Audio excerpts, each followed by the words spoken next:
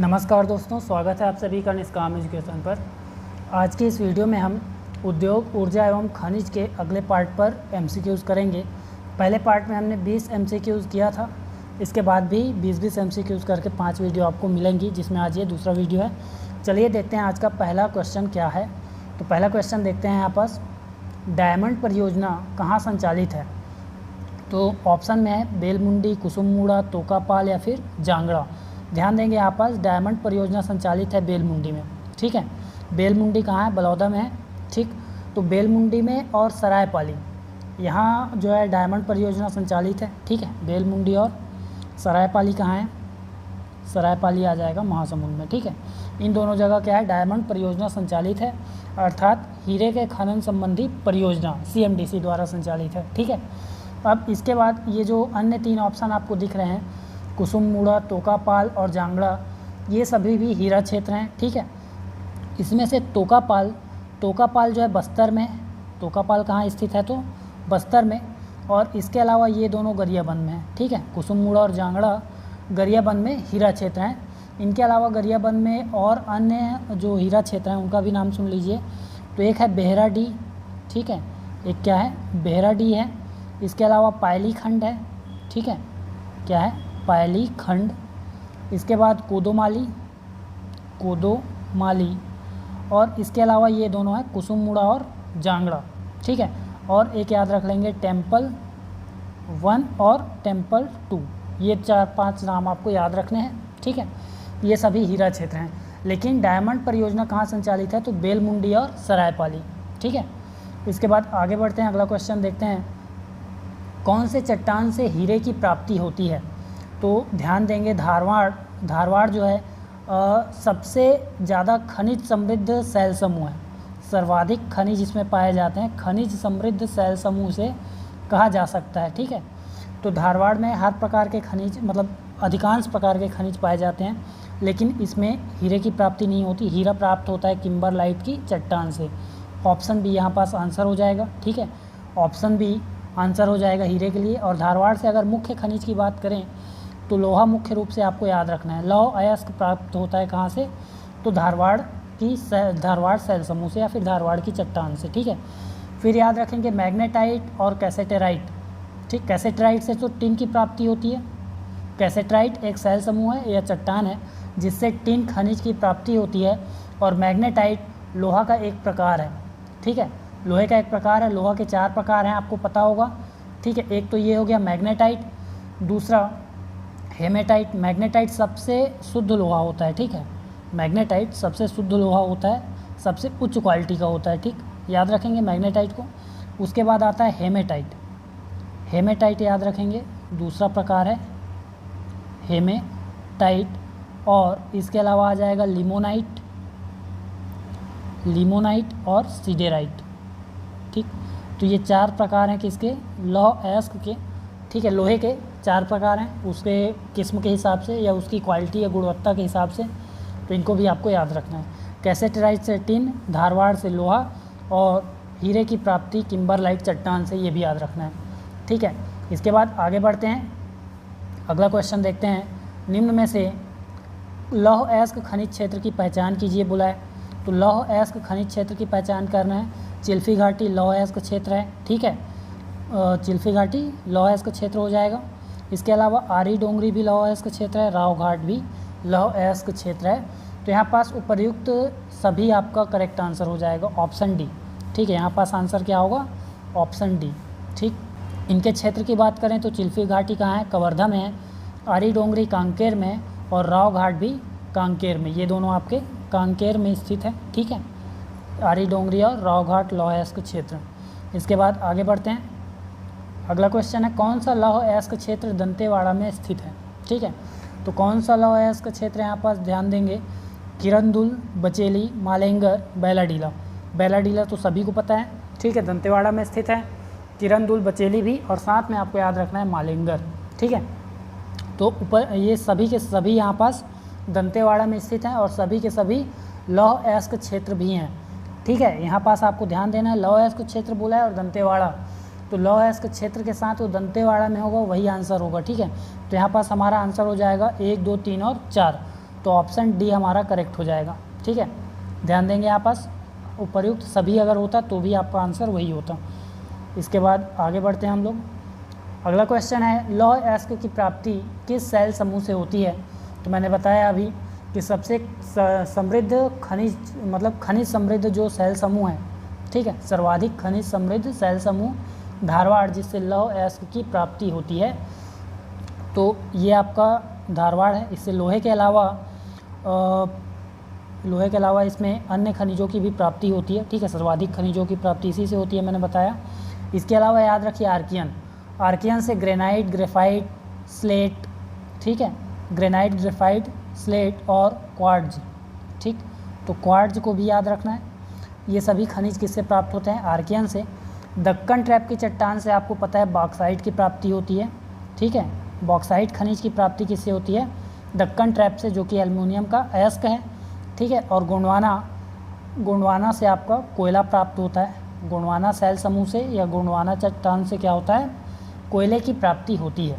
ठीक है, फिर इसके बाद देखिए शेष जो विंध्य और कडप्पा सेल समूह बच जाते हैं यहाँ पास, कडप्पा सेल समूह और विंध्यन या विंध्य।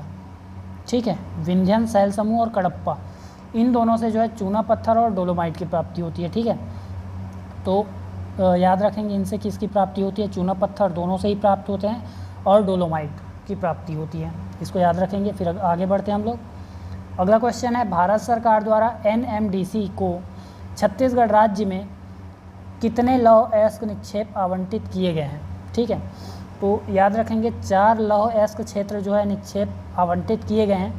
इसमें से अभी जो हमने पिछले क्वेश्चन में देखा आरी डोंगरी, ठीक है, NMDC को जो आवंटित है हम केवल उन्हीं निक्षेपों की बात करेंगे। आरी डोंगरी हमने कहाँ देखा था? कांकेर में, मैंने बताया अभी। ठीक है, और इसके अलावा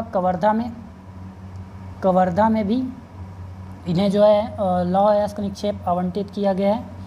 और इसके अलावा याद रखेंगे बैलाडीला में निक्षेप क्रमांक 4, बैलाडीला में निक्षेप क्रमांक 4 और बैलाडीला में ही निक्षेप क्रमांक 13। तो कुल मिला के यहाँ पास 4 निक्षेप हैं। एक बैलाडीला में 2 हैं, 4 और 13, और एक आरी डोंगरी, एक कवर्धा। तो ये चारों निक्षेप आवंटित किए गए हैं किसे? तो NMDC, national mineral development corporation को। इसे भारत सरकार की कंपनी है। ठीक है, अब ध्यान देंगे बैलाडीला जो हमने अभी बात किया, बैलाडीला छत्तीसगढ़ राज्य में दंतेवाड़ा जिला में स्थित है। ठीक है, बैलाडीला में 14 निक्षेप स्थित हैं। ठीक है, 14 निक्षेप हैं लौह अयस्क के। इसमें से हमने बताया कि चौथे और 13वें निक्षेप को NMDC को आवंटित किया गया है। और इसके बारे में और याद रखेंगे, यहाँ सबसे उच्च क्वालिटी का या सबसे शुद्ध लोहा प्राप्त होता है कहाँ? बैलाडीला में। ठीक है, और बैलाडीला में एक और चीज़ याद रखेंगे कि भारत के सबसे बड़ी मशीनीकृत, ठीक है, भारत की सबसे बड़ी मशीनीकृत लौह अयस्क की खान है।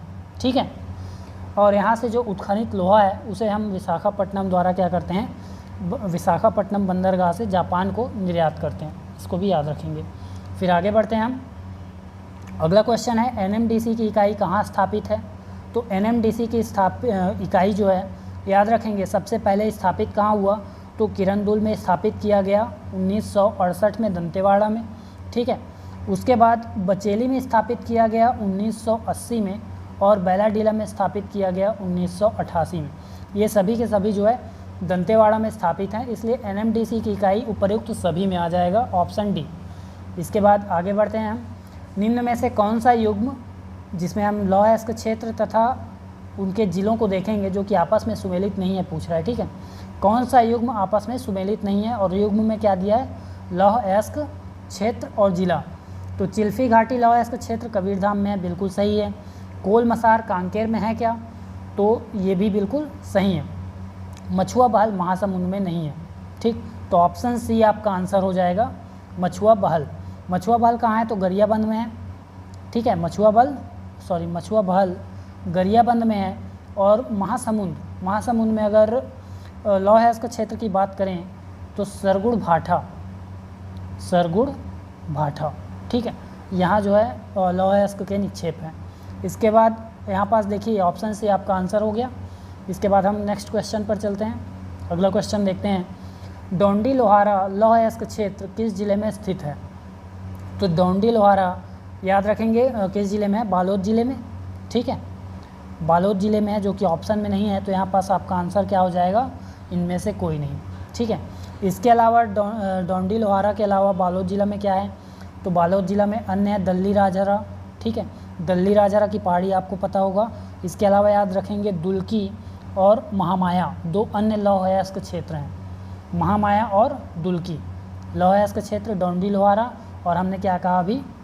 दल्ली राजहरा, ये सभी कहाँ हैं? तो बालोद ज़िले में स्थित है, ठीक है। तो इनका भी नाम आपको याद रखना है। फिर आगे बढ़ते हैं, हम अगला क्वेश्चन देखते हैं, बॉक्साइट किस धातु का अयस्क है?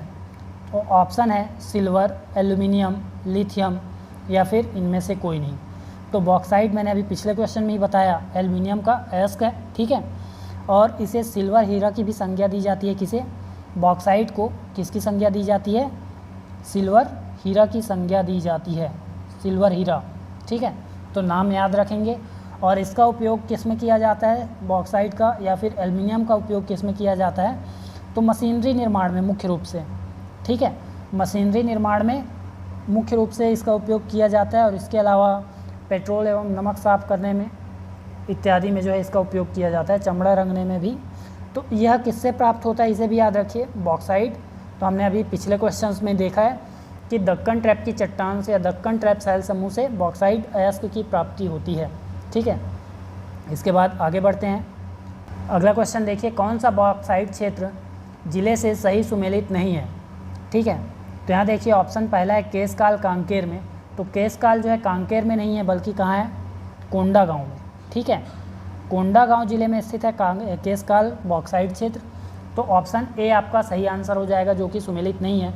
लेकिन सही आंसर देखने से पहले आपको बाकी ऑप्शन भी देख लेना चाहिए, ठीक है, कहीं उपयुक्त सभी हो जाए, ठीक है। इसलिए यहाँ पास पहले देख लेते हैं, आसना बस्तर में है, ये सही सुमेलित है, मतलब आपका ऑप्शन ए आंसर कंफर्म। आसना बस्तर में है, दातुन पानी जसपुर में है, केरता पहाड़ कोरबा ज़िले में है। तो केवल एक सुमेलित नहीं है, ऑप्शन ए। इसके बाद निम्न में से कौन सा बॉक्साइट का घर के नाम से जाना जाता है? ऑप्शन है जमीर पाट, जारंग पाट, लहसुन पाट या फिर सामरी पाट। तो याद रखेंगे जारंग पाट को बॉक्साइट का घर के नाम से जाना जाता है, जो कि 1145 मीटर ऊंचा है। इसके अलावा जमीर पाट को बॉक्साइट का मैदान के नाम से जाना जाता है, बॉक्साइट का मैदान के नाम से जाना जाता है, ठीक है। वैसे तो सभी बॉक्साइट क्षेत्र होंगे, ठीक है, ये सभी ऑप्शन क्या हैं? बॉक्साइट क्षेत्र। फिर आगे बढ़ते हैं हम, किस ज़िले से बॉक्साइट की प्राप्ति नहीं होती है? तो ऑप्शन है कोरबा। कोरबा में अभी हमने एक स्थल देखा केरता पहाड़, ठीक है, तो यहाँ तो होगा। बलरामपुर में भी हमने सामरी पाट, जमीर पाट, जारंग पाट, लहसुन पाट, ये सभी हमने देखे, तो ये सभी तो बॉक्साइट क्षेत्र ही हैं। रायगढ़ में भी किंधा क्षेत्र जो है, रायगढ़ में किंधा क्षेत्र है, वहाँ जो है बॉक्साइट की प्राप्ति होती है। तो ऑप्शन डी आपका करेक्ट हो जाएगा, राजनांदगांव, जहाँ बॉक्साइट की प्राप्ति नहीं होगी। इसके बाद आगे बढ़ते हैं, भारत के कुल टिन उत्पादन में छत्तीसगढ़ का योगदान कितना है? तो देखिए अगर सिर्फ उत्पादन की बात करें तब, ठीक है, उत्पादन में छत्तीसगढ़ का योगदान पूरा 100% है, ठीक है। पूरे भारत में कहीं भी किसी भी राज्य में टिन का उत्पादन नहीं किया जा रहा है, भले भंडारण है, ठीक है, भंडारण उपलब्ध है, लेकिन उत्पादन केवल छत्तीसगढ़ राज्य से होता है। तो 100% हो जाएगा यहाँ पास करेक्ट आंसर। इसके बाद और अगर बात करें छत्तीसगढ़ में भी सर्वाधिक कहाँ होता है, तो याद रखेंगे कटे कल्याण, ठीक है, कटे कल्याण से टिन अयस्क की प्राप्ति होती है, ठीक है, सर्वाधिक छत्तीसगढ़ में, जो कि दंतेवाड़ा में स्थित है। इसके बाद आगे बढ़ते हैं हम, टिन उत्पादक जिला है, तो दंतेवाड़ा तो है ही, हमने देखा भी, ठीक है, और सुकमा भी, ठीक। तो सुकमा और दंतेवाड़ा ये दोनों ही क्या हैं? टिन उत्पादक क्षेत्र हैं। तो ऑप्शन सी करेक्ट आंसर हो जाएगा, ठीक है। दंतेवाड़ा में क्या आ जाएगा? कटे कल्याण, पदमपुर और बचेली। एक तो हमने अभी क्या देखा? कटे कल्याण, ठीक है, पदमपुर और बलेची, ठीक है, पदमपुर और बचेली,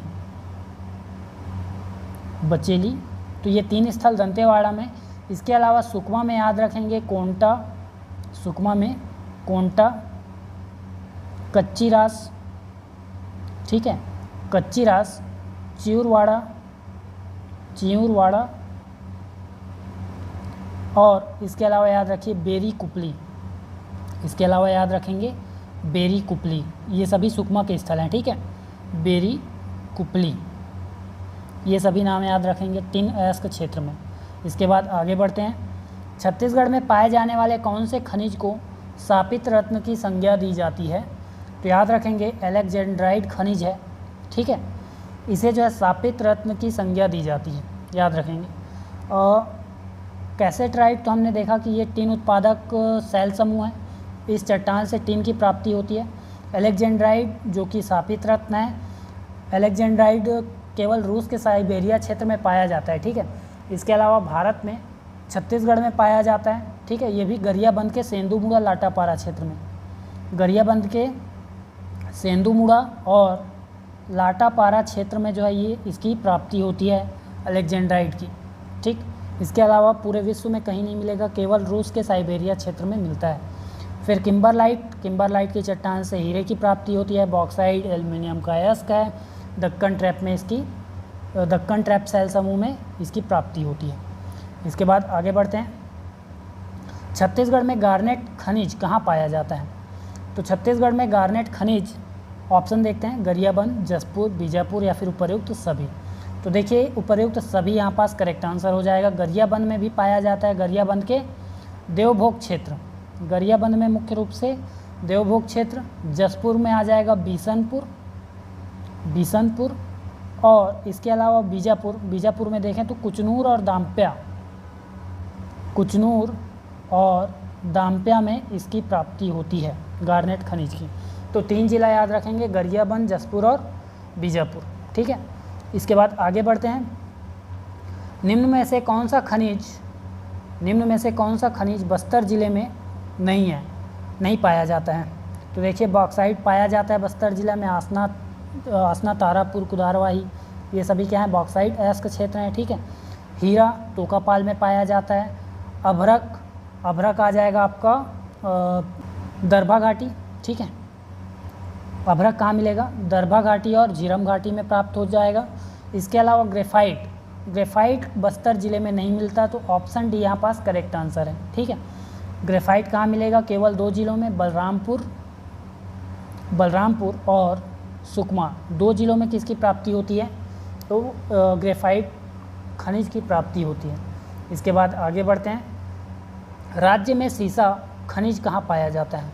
तो राज्य में सीसा खनिज याद रखेंगे दुर्ग जिले में पाया जाता है, ठीक है, दुर्ग के बेलोची विकास खंड से, ठीक है, सॉरी दुर्ग के बेलोची, बेलोची से पाया जाता है। और इसके अलावा ढेलका डांड, ढेलका डांड, दुर्ग में इन 2 स्थलों से किसकी प्राप्ति होती है? तो सीसा खनिज की प्राप्ति होती है, ठीक है। इसके बाद आगे बढ़ते हैं। अगला और आज का लास्ट क्वेश्चन देखते हैं हम। अगला और लास्ट क्वेश्चन है, असत्य कथन की पहचान कीजिए। वर्ष 2022-23 में देश के कुल कोयला उत्पादन में छत्तीसगढ़ राज्य का हिस्सा 15.90% रहा है। तो क्या ये कथन सही है? देखिए यहाँ पास 15.90% जो है उत्पादन प्रतिशत लौह अयस्क का रहा है, अर्थात देश के कुल लौह उत्पादन में छत्तीसगढ़ का भागीदारी की बात करें तो 15.90% रहा है। अगर कोयला की बात करें तो कोयला आ जाएगा यहाँ पास 19.76%, ठीक है, 19.76% जो है कोयले में भागीदारी रही है छत्तीसगढ़ राज्य की। इसके बाद अगला क्वेश्चन देखिए, इस वर्ष कुल खनिज राजस्व में मुख्य खनिज का योगदान 97% रहा है। तो ये बिल्कुल सही है, ठीक है, पहला गलत हो गया है, दूसरा सही है, ठीक, क्योंकि यहाँ पर देखिए मुख्य खनिज की बात कर रहा है तो 97% सही है। गौड़ खनिज में भागीदारी या गौड़ खनिज से जो राजस्व है वो 3% प्राप्ति हुई है। इसके बाद अगला कथन देखिए, छत्तीसगढ़ में सर्वाधिक खनिज राजस्व की प्राप्ति कोयले से हुई है, ये कथन भी सही है, ठीक है। तो दूसरा और तीसरा यहाँ पास सही निकल रहा है, देखते हैं ऑप्शन में। तो ऑप्शन यहाँ पास सी हमारा करेक्ट हो जाएगा, ऑप्शन सी, दूसरा और तीसरा। तो इसी के साथ जो है आज का 20 क्वेश्चन यहाँ पर समाप्त होता है। आगे के 20 क्वेश्चन नेक्स्ट वीडियो में। वीडियो में अंत तक बने रहने के लिए धन्यवाद।